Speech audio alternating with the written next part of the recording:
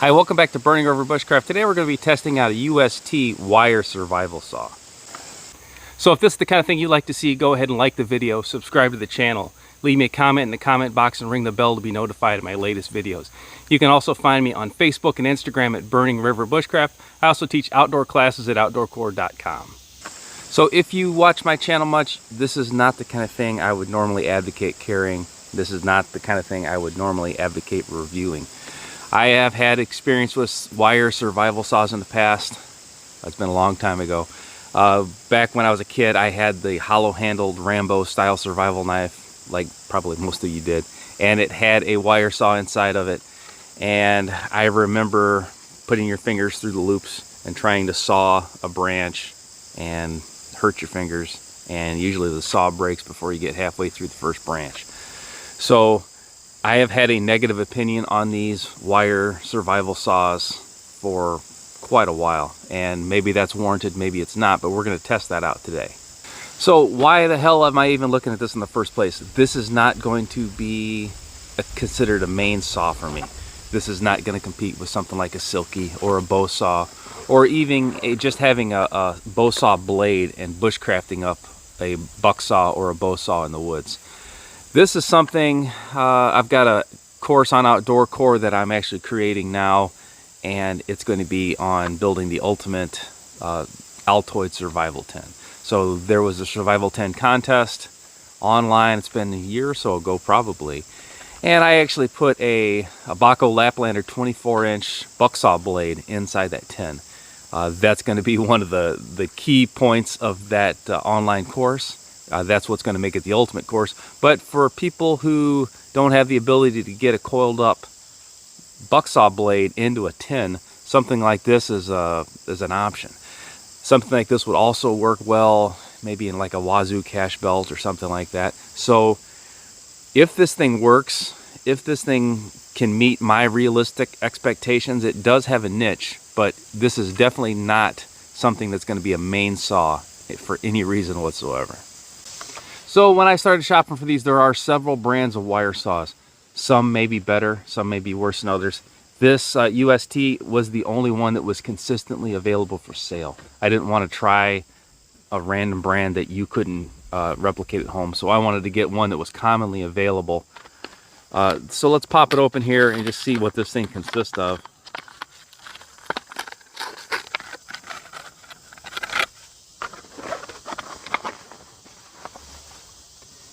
And this is a 20-inch wire saw blade, and I'm going to be very, very careful with this thing.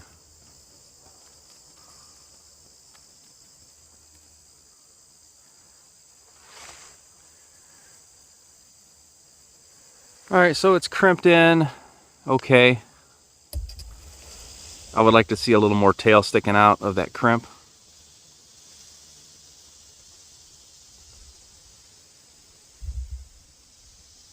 You can see neither side has a tail sticking out of the crimp.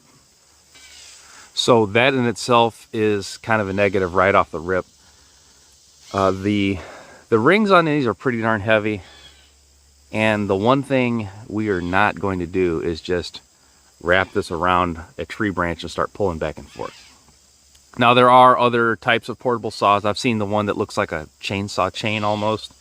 That's not going to be as packable as what I want. What I'm after is something that's super light, super small, that can fit in a belt or a tin. So let's set the parameters right now on what I expect of this. So I am not going to be viewing this as this is all I've got.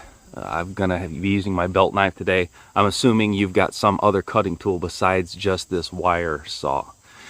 So we are going to craft a couple different frames for this. I'm going to make a bow saw, and if it holds up for that, I'm going to be making a buck saw as well. I have a little bit of cordage in my bag here. Now, as far as durability, what I'm looking for is enough cuts to make one shelter, and that's it. So I want to cut through, maybe wrist size tree limbs, and I want to make about 6 to 8 cuts. So if I get 8, I'm happy. If I get 10, that's a bonus. So I'm not looking to cut a cord of firewood. What I'm looking to do is, in a situation just like this, this is a late summer, early fall, If I can cut one pole, make a ridge pole, maybe make two tripods on either end, and then start laying the rest in with debris, I've got a shelter.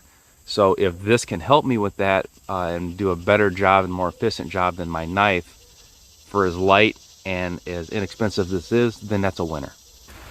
So what I'm looking for first to harvest is a green stick, maybe thumb size, maybe pointing finger size. And this is a 20-inch blade, so I want it about 6 inches longer than that. So I'm looking for about a 26-inch green, slender, straight branch. I've got one right behind me here. I'm not going to start sawing through this. I want to conserve this as much as possible. Now I know, of course, instead of just putting my fingers through the holes, I can get T-branches and it would work. But using a frame is going to work a ton better, and I'll show you how. So I'm just going to go ahead and split this branch with my knife blade, and it is a lot easier to split if it's on the ground. It's just easier for me to do it up than rearrange the camera again. So I'm just going to stick this in the split, and since I've got some extra cordage here in my bag, I'm just going to use just a little bit of cordage to tie this. Now, this is something that you're going to be having minimal gear when you do this anyway, so I'm not expecting a lot of cordage here, but we're talking like a 6-inch piece here. So this would be, you know, inner strands out of the lanyard of your knife would work for this.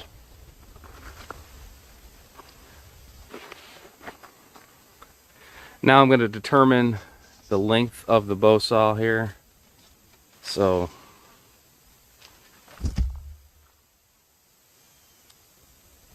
probably about like this. That's pretty good. So I'm going to just make a cut right here. And I'm going to go ahead and just work my knife through. Again, I would be using a tree or something as an anvil if I didn't have a camera in front of me. Okay, so I've got just a double half hitch, and I'm going to bend this frame very easily, lock it into place here. Now, if I was going to be using this for an extended period of time, or if I had a lot of extra material, I would wrap this. You could do a full wrap and it would last a lot longer. Here's our little bow saw. Now the frame, obviously if I had a stronger stick, it's going to work a lot better. I don't want to work this saw a whole lot anyway, so I'm going to be primarily working on pull cuts as opposed to push cuts.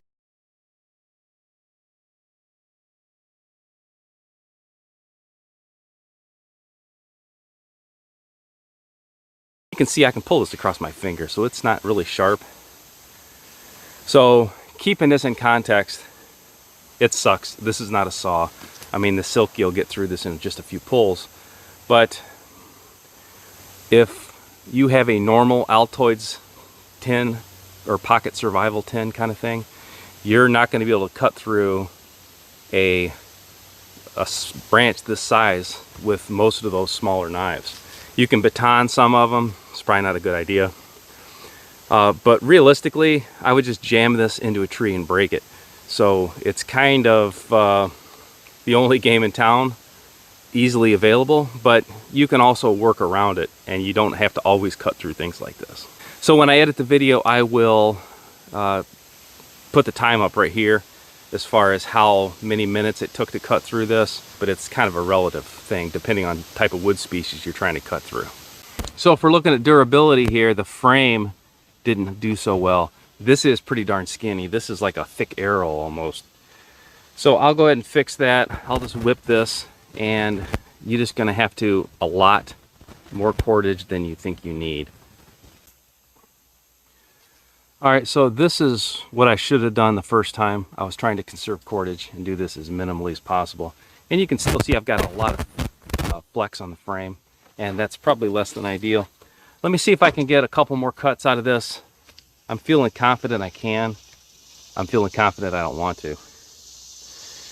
So it's definitely definitely possible so far, but it'll make you appreciate having the proper tool with you.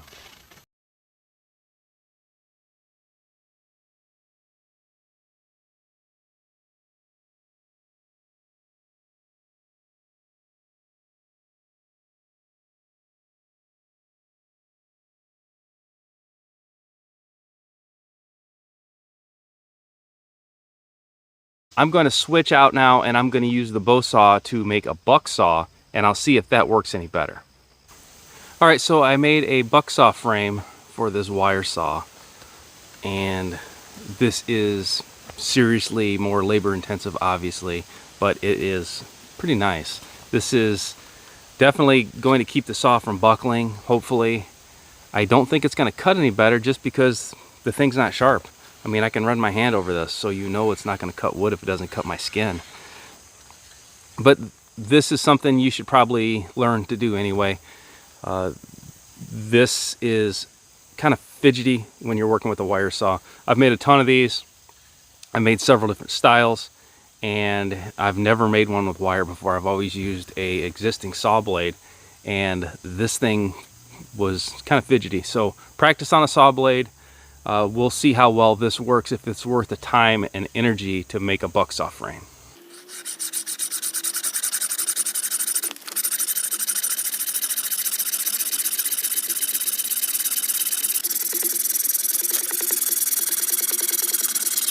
That worked a lot better.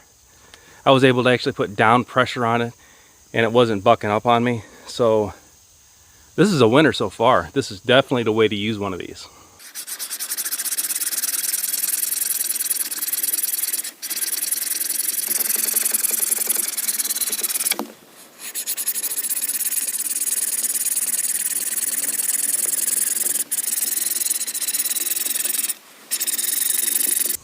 So I have to say I am impressed by the UST folding wire saw, probably because I had zero expectations. I was expecting complete failure.